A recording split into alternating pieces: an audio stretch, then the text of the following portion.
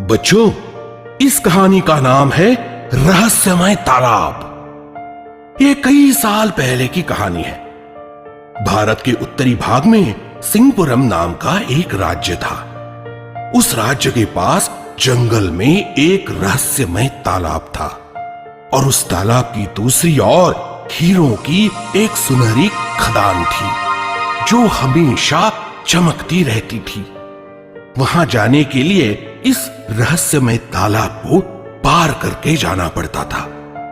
ऐसे कहते थे कि जो कोई उस तालाब से गुजरता था तब उस व्यक्ति को ललचाने के लिए तालाब में से उस व्यक्ति के पसंद की सारी चीजें बाहर आने लगती थी और एक प्यारी आवाज उस व्यक्ति को पुकारती थी।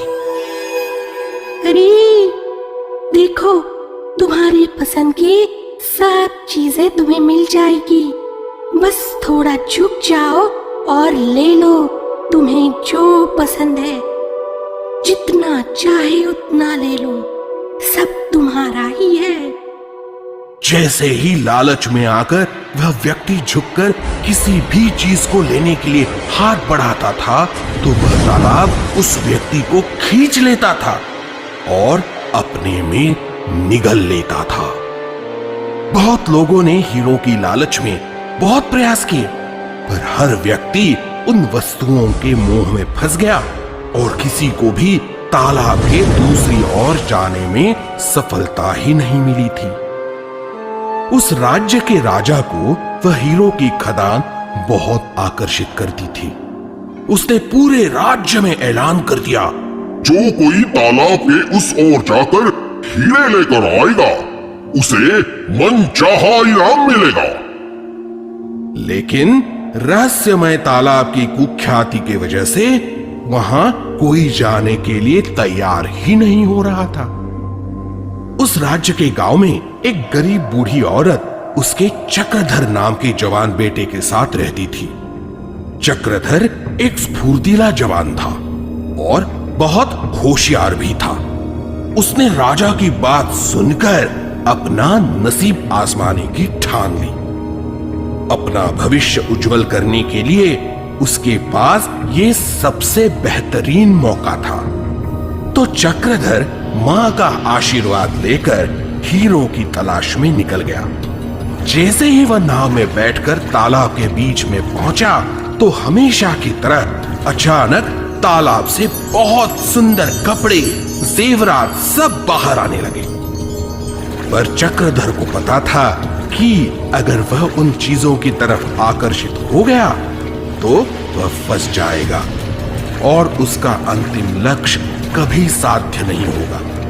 तो उसने उन चीजों को अनदेखा कर दिया और सिर्फ आगे बढ़ता रहा। उस तालाब से फिर बाद में पैसे बाहर आने लगे।